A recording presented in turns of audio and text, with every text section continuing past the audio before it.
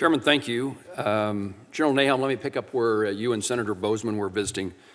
McConnell Air Force Base, the home of the KC-46 and previously the KC and currently the KC-135s.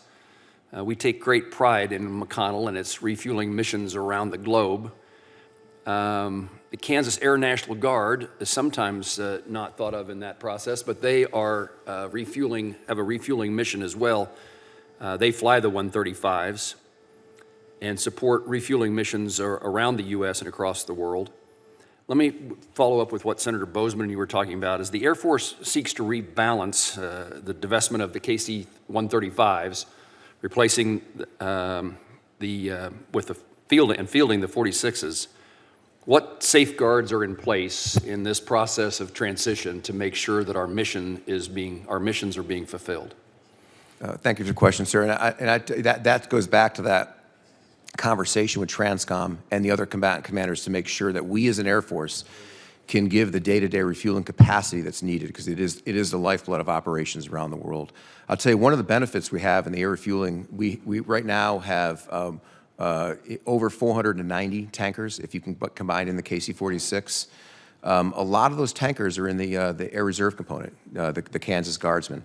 What we're able to do is not only work for the day-to-day capacity, we're also able to work with our guardsmen and our reservists with additional MPA, allowing them to meet some of our day-to-day needs and then allow us to divest. The 135 is important. The bigger conversation is the KC-10. As incredible as that airplane is, and any fighter pilot will tell you they love refueling off a KC-10 because it's an amazing airplane, carries a lot. It's very expensive.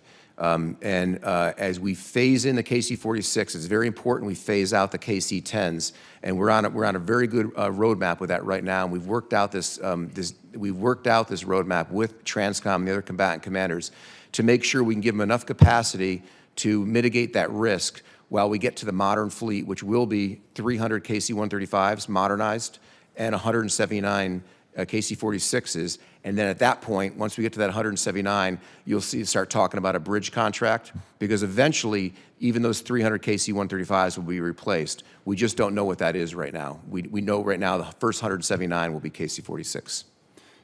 When you say you don't know, is the expectation that the 35s will generally be replaced with the 46s in the same kind of magnitude and scale?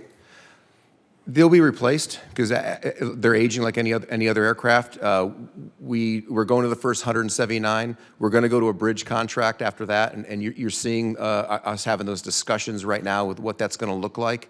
And then we're keeping our eyes open to advanced technology. There may be something else beyond the KC-46, beyond a 767-based platform to take us into the future. We want to make sure we keep our eyes open. We still have several more years of procurement of the KC-46, so the good thing is we have time to have these conversations and look at the technologies out there and make sure that when we get to 179 and we go to Jet 180 and we start replacing the next round of KC-135s, we have the right aircraft. I assume there's no indication or evidence that we're going to need less refueling missions in the future. No, sir. I tell you, if you look at if your eye is on China, like we all are right here, and you look at the distances in the South China Sea, you have to have the gas. Now, I mean, there's some technologies we can talk about that maybe use less gas in fighters, engine technology, things like that. But overall, we're going to need the gas in the air. Should I have any concern about the Guard units as this transition is pursued, that they will lose their refueling mission? No, sir. There's no intention of that right now, sir. So you wouldn't expect any specific National Guard units to be involved in a divestiture process that would take them out of their mission? No, sir. Especially not in air refueling. We need the air refuelers. You know, one of the questions you'll see coming out is we look at ops. The next two bed down locations for the Air National Guard, we're actually going to have that conversation in the next year. And of the Air National Guard units flying the KC-135 now, we're going to transition 2 of those as part of that 179, and that conversation will happen in the coming year. General, thank you. Sir.